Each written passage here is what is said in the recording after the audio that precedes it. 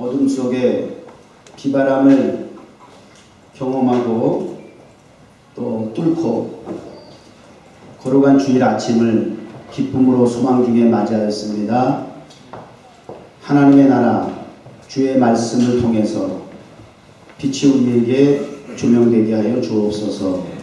예수님의 이름으로 기도드립니다. 아멘. 성탄절 기다리고 준비하면서 지키는 절기 대림절 세 번째 주일입니다.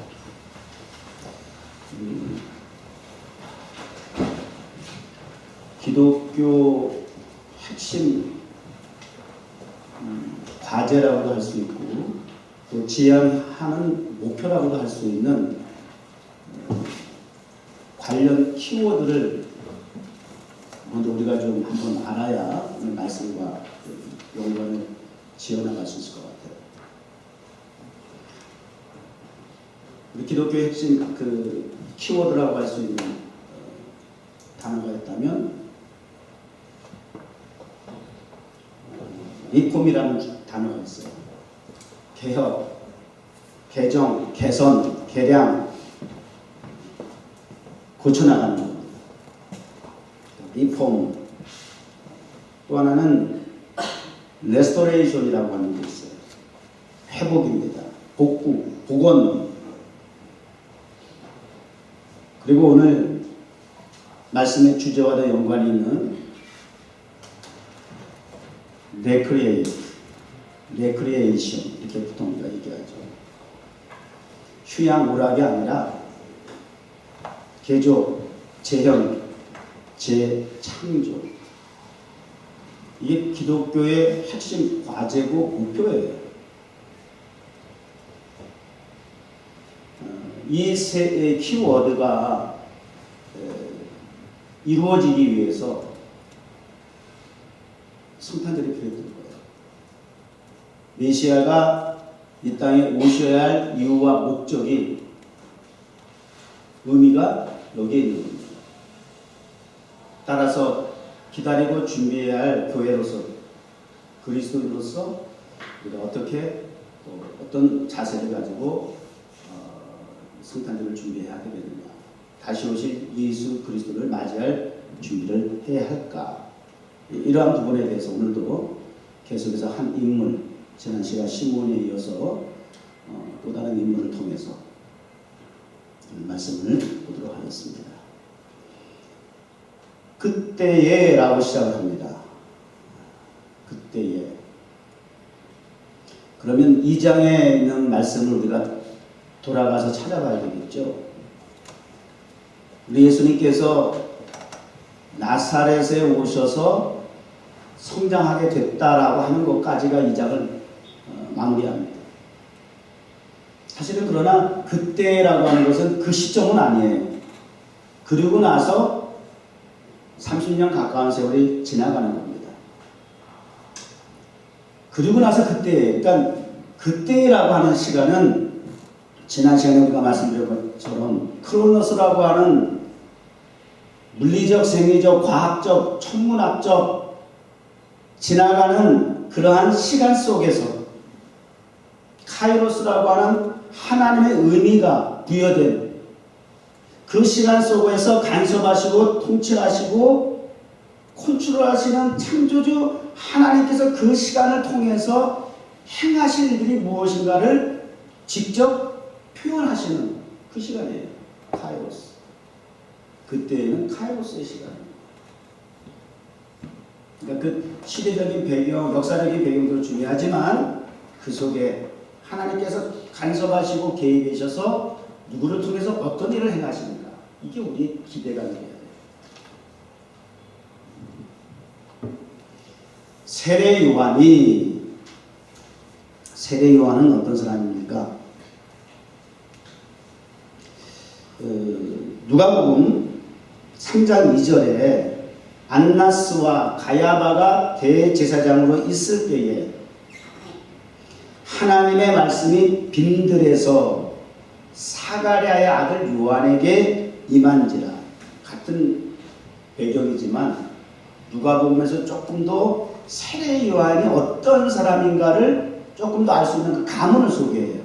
제사장 사가랴의 아들. 그러니까 이 시대적인 전통적인 그런 그 위치에서 보더라도 제사장 사가랴의 아들이라는 의미는 이 세례 요한도 제사장의 반열에 있는 사람이다.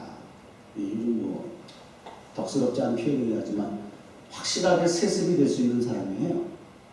제사장으로서 교권과 기득권 안에서 세습이 가능했던, 제사장으로서 편안하게 자기의 자리에서 호의호식할 수 이렇게 표현하는 게 좀 우습긴 하지만 편안하게 그 자리에서 남들과 같이 그렇게 기득권 안에서 그 틀 안에서 살아갈 수 있는 그 제사장 반열에 있던 사람이었다. 그게 이제 인간적인 백그라운드예요. 그랬던 그가, 세례 요한이 유대 광야에서 전파하여 가로되, 다른 제사장과 같이 성전이라고 하는, 누구든지 제사장은 성전에 있어야 되는 거 다 알고 있어요. 거기서 묵혀를 해야죠. 제사를 집례해야죠. 예배를 인도해야죠. 그러나 이 세례 요한은 남들 제사장과 같이 성전 안에서 머물면서 그들과 더불어서 편안하게 기득권 안에서 사역을 하는 것이 아니라 어디에서? 광야에서 뚝 떨어진 외진 변두리에서, 그러니까 아웃사이더라고 얘기를 해요. 그 사람들. 요지에 있지 않고 집권할 수 있는 그 기득권 안에 있지 않고 아웃사이더로서 외지에서, 광야에서 남들의 시선과 주목을 받지 못하는 고독한 장소에서, 이렇게 얘기할 수가 있겠고요. 또 신령적 의미에서 우리가 성경에서 보통 광야를 의미할 때는 세상이라고 하는 의미를 많이 부여하죠. 광야는 세상입니다. 제사장은요, 목사는요, 교회는요, 성도가 있어야 할 자리는요, 변한 산상에서 여기가 조사원이 초막셋을 지어놓는 우리가 생각하는 교회 아니라고 하는 공간이 아니라 도리어 은혜 받은 그 위치에서 산 아래 내려가 귀신 들린 사람들이 있는 그 현장, 일명 광야, 세상이라는 곳에 교회가 세워져야 됩니다. 그것의 보냄을 받아야 하는 것이 교회이고 성도가 있어야 할 현 주소가 되어야 한다라고 하는 거죠. 여러분 한 사람 한 사람이요, 이렇게 주일날 변화산상의 은혜를 우리가 경험을 하게 되면 다 각자 삶의 현장, 광야와 같은 직장으로, 학원으로, 사회로 돌아가셔서 세례요한과 같은 역할을 하셔야 한다, 그런 얘기를 우리가 배울 수 있습니다. 광야에서 뭐 했어요? 세상에서 그리스도인 교회가 세상에 세워질 까닭이 뭘까요? 의미가 뭘까요? 왜 목사로 부름을 받았으며 뉴욕 가든 처치 멤버로서 부름을 받았을까요? 왜 이 뉴욕 맨하탄에 세움을 입었을까요? 왜 선택을 받았을까요? 하나님께서 사실은 세례 요한을 수많은 제자주장 그룹도 있고 성전을 출입하는 선민이라 자처하는 유대인들 그룹도 있지만, 그럼에도 불구하고 어떻게 해서 이 세례 요한을 선택하셨을까? 이걸 캐스팅이라고 해요. 하나님 캐스팅하신 거예요, 세례 요한. 그 이유는 주의 복음을 전파하라고 세례 요한을 캐스팅하셨다는 거예요. 자, 전파하는데 어떤 내용을 가지고 전파를 하느냐? 회개하라, 천국이 가까웠느니라. 천국이 가까웠다. 천국이 가까웠는데 그 앞에 전제돼야 할 일이 있어요. 해야 할 일이 있어요. 우선시돼야 할 일이 있어요. 우리가 얘기한 대로 준비하고 해결해야 할 일이 있어요. 천국은 노래하고 가까이 왔는데 이것이 준비가 되고 전제가 되지 않으면 그 천국은 나와 상관이 없어요. 그게 뭐예요? 회개하다. 하나님의 나라 복음을 선포하는 것은 회개를 전하는 거예요. 회개가 전제돼야 하나님의 나라가 왔을 때 우리가 함께 동참할 수 있는 것이에요. 여기서 하나님의 나라와 두 번째, 광야에 외치는 자의 소리라고 하면서 주의 길을 예비하라는 말씀이 또 나와요. 광야에서 외치는 자의 소리로서 하나님의 나라가 임하였다, 가까웠다 라고 하는 것과 그 다음에 주의 길을 예비하라는 것, 하나님의 나라와 주님이라고 하는 것은 동의해요. 이 세상은 광야와 같은 세상에서 필요한 것은 하나님의 나라입니다. 죄 많은 죄인들의 그룹에게 필요한 것은, 요구되어지는 것은, 절실한 것은, 갈망되어야 하는 것은 메시아 구세주 예수 그리스도여야 합니다. 예수 그리스도가 하나님의 나라의 주어고 주체고 본질이고 주인공입니다. 그래서 하나님의 나라는 곧 주님이십니다.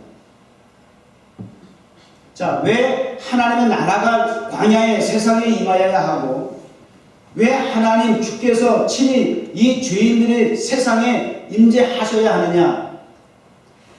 그게 성탄절의 의미예요. 왜 그래야 할까? 우리 지난주에 우리 설선 기도하셨습니다만 14주년을 좀 의미 있게 우리가 좀 보내는 것이 좋겠다라고 해서 준비했던 행사가 이벤트가 땡큐 프로젝트 감사합니다였어요.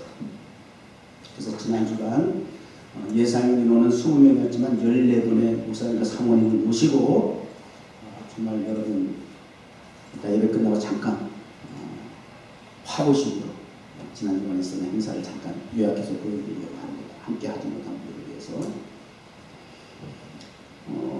굉장히 좋은 시간을, 의미 있는 시간을 보냈어요. 땡큐 프로젝트.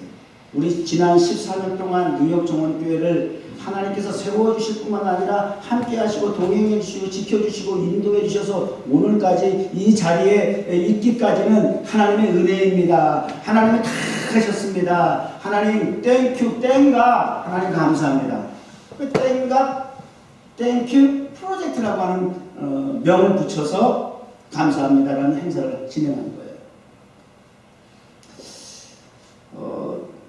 그 제가 오늘 말씀의 제목도 프로젝트를 하나 더 생각해보자 라고 해서 Recreate 프로젝트라고 했어요. 재창조 프로젝트. 이것은 우리가 할 수 있는 수준의 프로젝트는 아니고 이거는 주님만 하실 수 있는 프로젝트.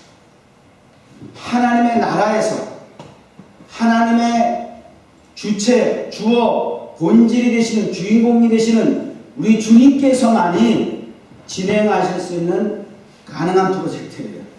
물론 우리가 계획을 하고 기한을 하고 뭐 할지라도 주님이 함께 하시고 동행하시고 일을 진행해 주셔서 다 하나님께서 하시는 일이지만 더군다나 인류의 이 구속사, 세상의 이 역사의 흐름 속에서 하나님의 이 인류를 구원하기 위한 구속사가 진행되어져 나가는 그 배경, 그 속에 이 사건이 없었다라고 한다면 그 밖에 선지자가 와서 목숨을 바쳐가며 세례요한과 같이 그 젊은 나이에 풍운과 같이 등장해가지고 목회도 몇 년 못했어요. 1년도 했나? 바로 사역을 하자마자 주님이 등장을 하고 그러고 나서 1년도 참 못해서 그냥 단도대라고 할 수도 없죠. 칼날에 목에 비해서 그냥 수비하고 말았어요. 목회도 길게 한 것도 아니고 바람같이 왔다 스쳐 지나간 그런 한 사람이었음에도 불구하고 예수님께서 뭐라고 그분을 평가하신 줄 아세요? 여자가 낳은 자손 중에 이만한 자 없다 그렇게 평가했었어요. 여자가 낳은 남자 중에 사람 중에 이만한 자가 없다는 거예요. 그게 세례요한이에요. 오래 살고 짧게 살고가 중요한 것이 아니더라는 거예요. 어떻게 사느냐, 사람들이 어떻게 나를 평가하느냐가 중요한 것은 그렇게 다 중요하지 않다는 거예요. 주님이 우리를 어떻게 평가할 것인가. 많은 교회가 있지만 뉴욕 같은 처치와 같은 교회 난 본 일이 없어. 이 정도 되어야 되지 않겠어요?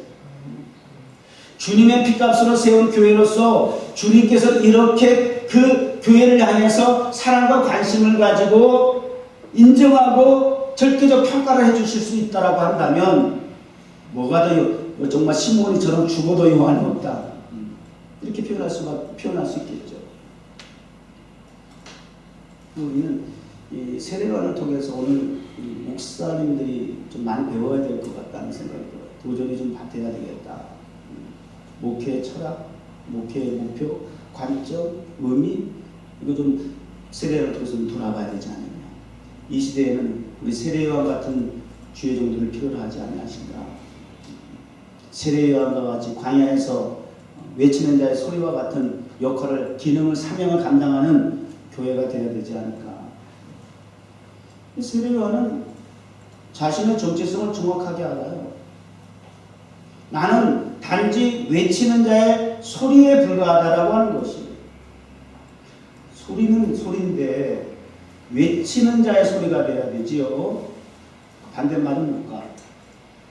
잠잠한 자의 소리, 침묵하는 자의 소리. 이게 무슨 의미가 있어요? 엉어리다 그 말 아닙니까? 입은 있어도 할 말을 못한다 그 말 아닙니까? 비겁한 거죠. 굉장히 이게 마태복음에 들어와가지고 이 세례요한의 등장이 의미가 있는 것이요. 말라기와 마태복음, 구약과 신약의 중간 시대라고 하는 그 기간이 사람 400년이랍니다. 짧지 않은 시간이잖아요. 짧지 않은 크로노스라고 하는 400년의 역사, 시간이 있었는데 그 시간을 뭐라고 하는지 아세요? 침묵 시대라고 해요. 외치는 자의 소리가 들려지지 않는 시대였다고 말해요.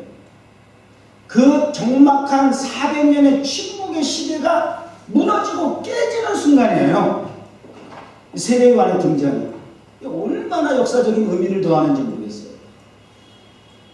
오늘 이 시대에 수많은 교회가 있을지라도 잠잠한, 조용한, 침묵하는, 아무런 소리도 내지 못하는, 그저 우리끼리 여기가 좋사오니 하는 모양의 유람선과 같은 교회, 이 속에서 우리 뉴욕 가든 처치가 구원선으로서,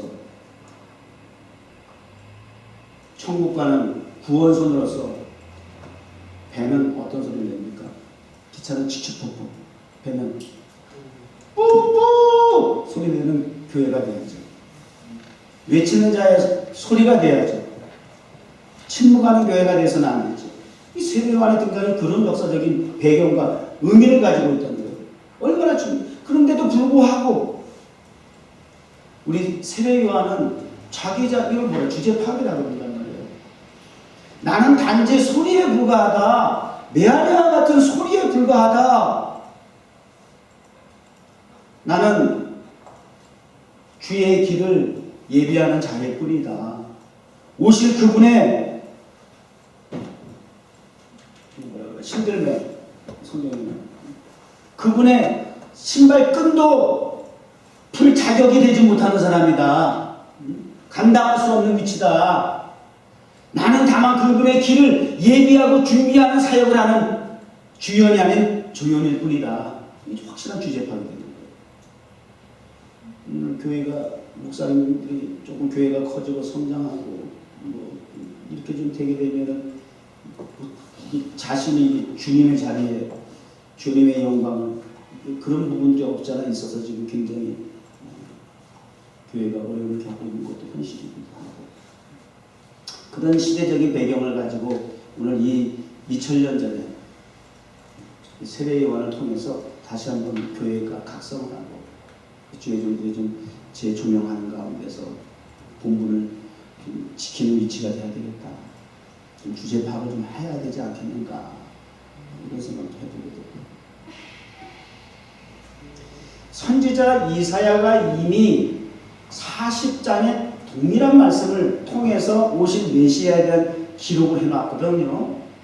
그 이사야 선지자의 외친 그 말씀을 통해서 동일한 외치는 자의 소리로서 등장을 해서 그 말씀이 실현이 되고 그 말씀이 그 약속이 성취가 되면서 그 성취는 자신의 주제가 아니라 그 성취의 약속에 자신이 메시아를 외치는 것이 아니라 자기는 단지 외치는 자의 소리일 뿐이고 메시아로서 오실 주님의 길을 예비하는 자일 뿐이라고 하는 것입니다.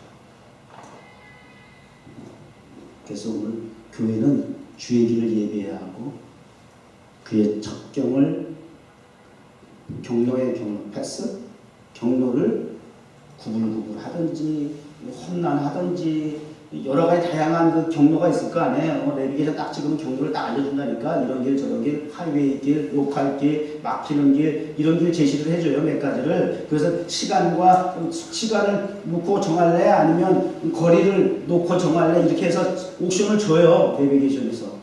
이 경로란 말이에요. 내비게이션 얼마나 좋은지 말이죠. 그 공짜 그 내비게이션 WHG라는 웨이지 뭐라 그런 내비게이션 공짜 내비게이션인데 나 그거 처음 가면 너무 깜짝 놀랐어.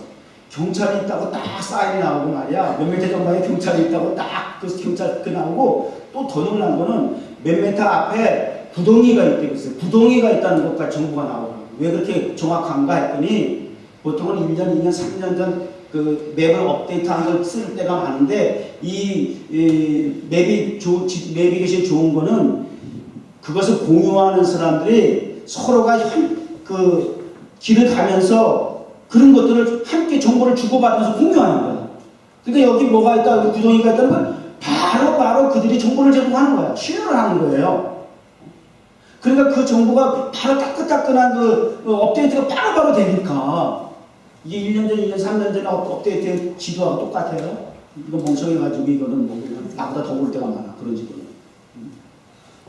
야, 그 지도 내가 보고 깜짝 놀랐어. 이렇게까지 길을 안내해 주더라고.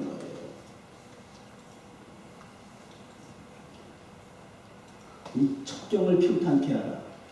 주님이 오실 그 경로를 우리가 잘 닦고 준비하고 길이 꾸불꾸불하면 그걸 좀 다듬고 따뜻따뜻딱 하면 그걸 좀 곧게 만들고 해서 주님이 오시는 길에 지장이 없도록 그렇게 준비하라는 거예요. 이게 교회가 가져야 할 사명이에요. 주님이 오시는 다시 오신 예수 그리스도가 우리 첫 번째 이 땅에 오신 예수 그리스도 메시아를 그 이스라엘 백성들은 그렇게 기다려놓고 정작 오셨는데 하나도 준비해놓고 기다리기만 했지 준비는 하나도 못했어요. 주님을 영접하지 못하고 오히려 주님을 천대하고 십자가에 못 박고 말도 안 되는 일이 벌어졌어요. 다시 오신 예수 그리스도 두 번 다시 실패하지 말아야죠. 그런 악순환이 반복되지 말아야죠. 그 미련하고 어리석은 짓을 우리가 똑같이 교회라고 하는 택함받은 하나님의 백성들이 다시 오신 메시아 예수 그리스도를 기다린다고 하면서 제대로 준비 안 해가지고 그 꼴 당하면 되겠어요? 미련한 다섯 자녀와 같이 그렇게 기름 준비해가지고 막상 신랑 예수 오실 때 문 밖에서 곡소리 내면 되겠어요? 철저하게 기름 딱 준비하고 있다가 신랑 예수 오실 때 언제 오시든지 그때라고 하는 하나님의 정한 시간표 안에 주님이 오실 터인데 막연하게 아니라 분명하고 확실하게 명확하게 우리가 준비하고 기다릴 수 있어야 하지 않겠어요? 깨어야죠. 깨어있어야죠. 시대를 분별할 수 있어야 되겠죠. 아침인지 밤인지 알아야죠. 낮인지 밤인지.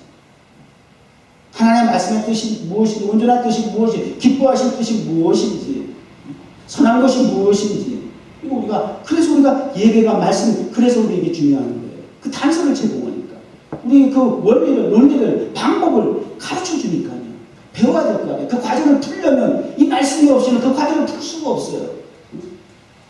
하나님께서 이 땅에 재창조하시고 회복하시려고 하시는, 개혁하시려고 하시는 하나님의 그 의지를 우리는 알 수가 없단 말이에요. 동참할 수가 없는 거죠. 그 일에.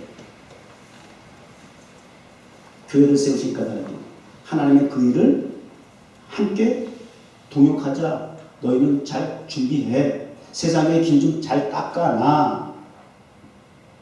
그래서 오늘 준 찬송에 주님께 가까이 나를 주님께 가까이 이끄소서 그랬는데 우리는 이끌어졌어요. 나를 통해서 세상을 주께로 이끄소서. 이게 교회의 역할입니다. 그러기 위해서는 귀를 잘 예배해야 돼. 준비해야 돼. 잘 닦아야 돼. 그러기 위해서는 이 회개라고 하는 단어와 첩경을, 경로를 평탄케 하라는 말은 또 같은 의미라고 할 수가 있어요. 동요라고 할 수 있어요. 회개는 뭘까요? 다듬는 겁니다. 경로를 다듬는 겁니다. 경로를 평탄케 하라는 얘기, 잘 다듬으라는 얘기, 길을 잘 닦으라는 겁니다.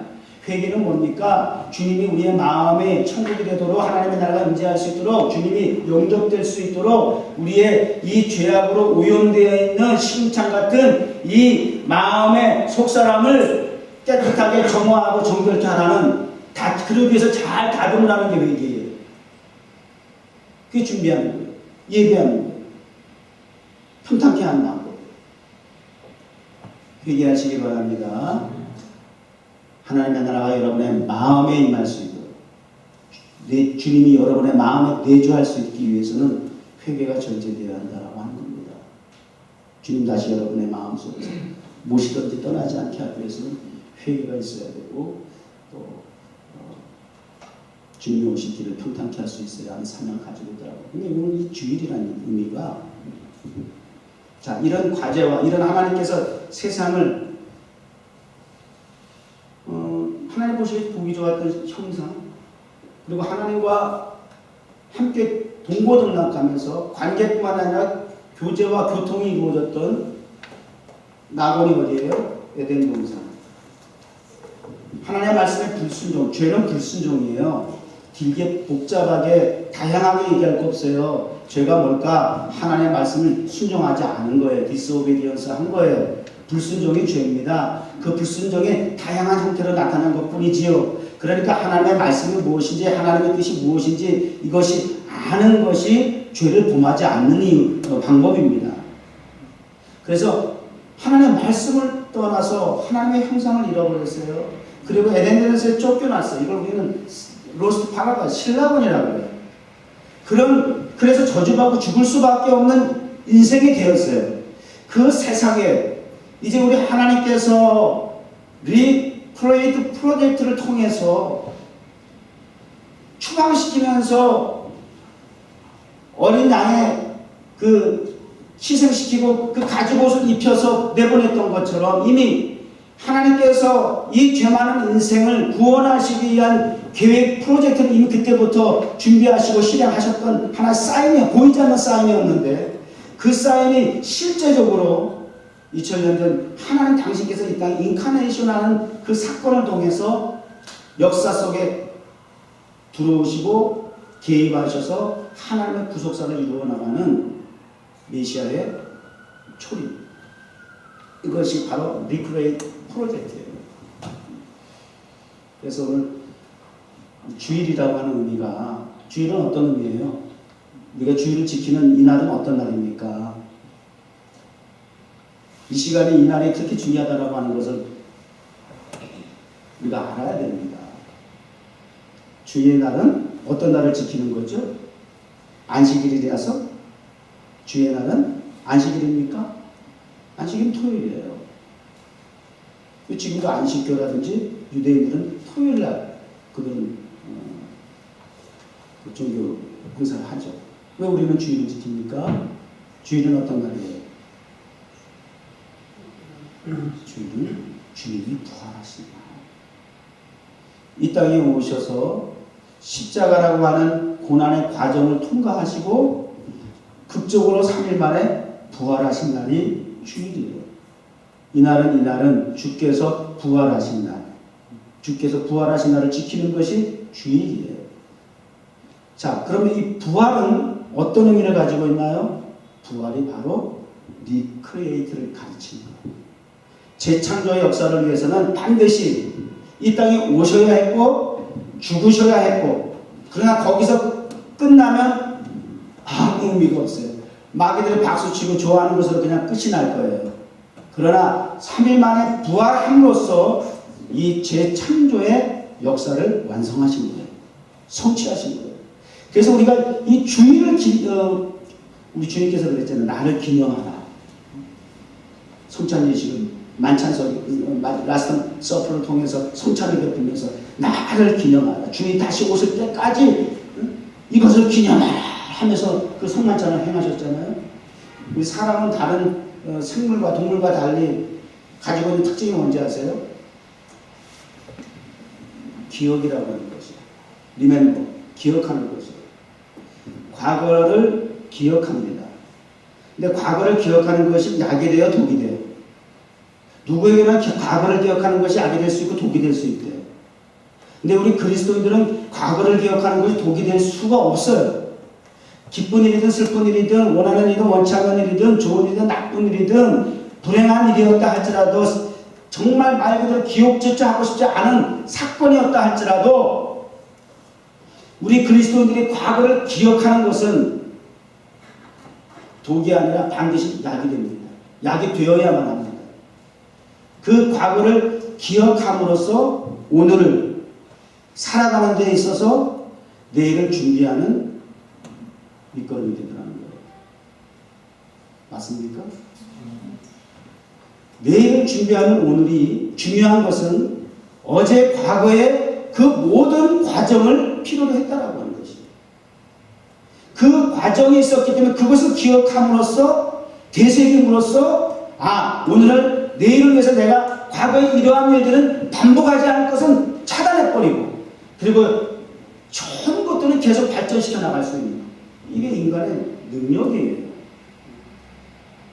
기억을 하고 자 주님의 이 땅에 오심과 죽으심과 부활을 잊지 말고 기억하고 광야에서 이스라엘 백성들이 하나님의 불기둥과 기름기둥을 인도하신 일들에 대해서 하나님께서 얼마나 수차게 반복적으로 너희는 광야에서 있었던 일들을 기억하라 기억하라 얼마나 성경이 강조하는지 아세요? 이게 인간의 특권이에요. 기억을 하고 한 걸음 더 나아가 기념할 수 있어야 한다고.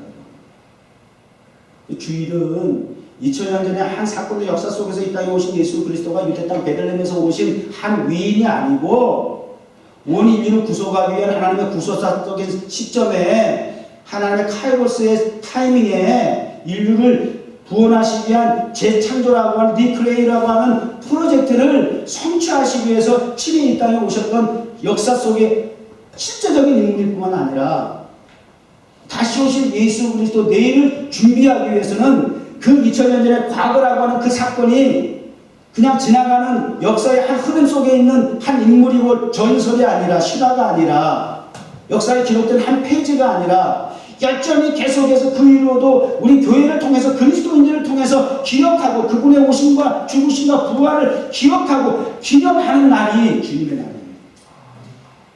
주의 날을 제정하신 이유예요. 주의 날 하나님 앞에 예배를 드려야 할 목적이에요. 이 시간은 그래서 신랑으로 회복하는 거예요. 하나님의 나라를 찾는 날이에요. 회개하는 날이어야 합니다. 주님의 길을 예배하는 시간입니다. 주님의 길을 평탄하게 굽게 해야 할 시간입니다.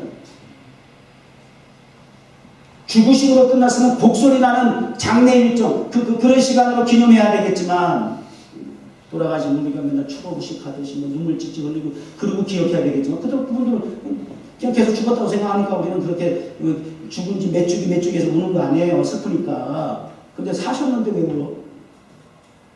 축제지 축제가. 왜 주일을 기쁘고 즐겁게 감사한 마음으로 축제로 드려야 하느냐? 그분 사셨기 때문에. 그냥 무덤 속에 있으면 계속 울어야지 뭐. 추도하고 끝나야지. 그러나 그분은 다 사셨어요.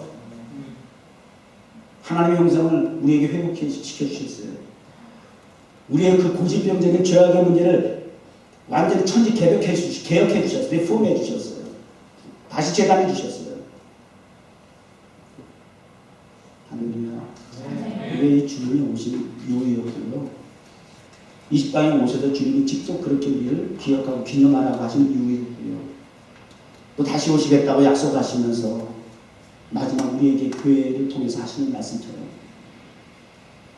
오직 성령이 너희에게 임하시고 나는 떠나가지만 이후로 성령이 너희에게 임하실 겁니다. 약속의 성령을 너에게 보낼 터인데 성령이 너에게 임하면 권능을 받아.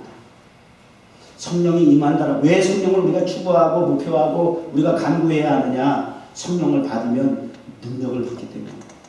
왜 교회가 잠잠하고 목사가 성도가 왜 복음을 전하지 못합니까? 용기가 없어. 담대하지 못해.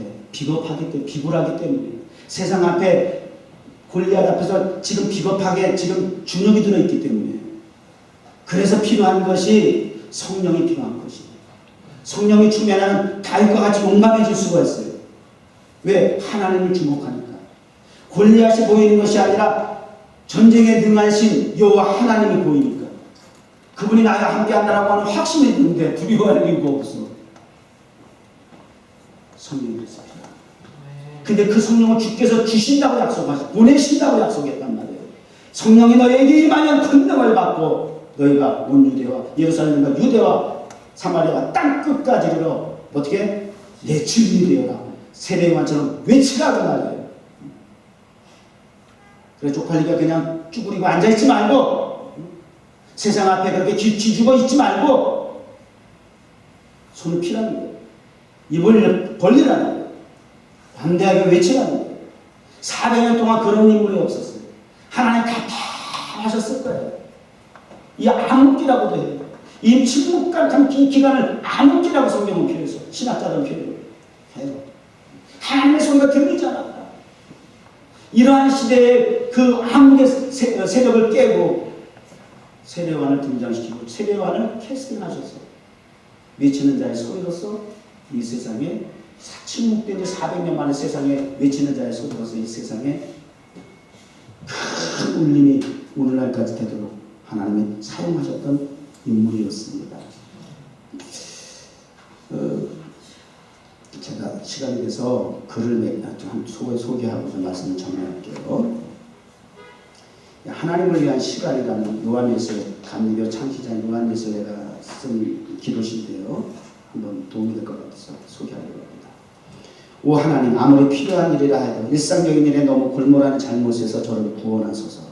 이렇게 골몰하게 되면 제 생의 유일한 목적으로부터 생각이 흩어지고 하나님이 항상 제 곁에 서 계시다는 생생한 감각이 마비됩니다. 한번 스스로 좀 점검할 필요가 있겠죠.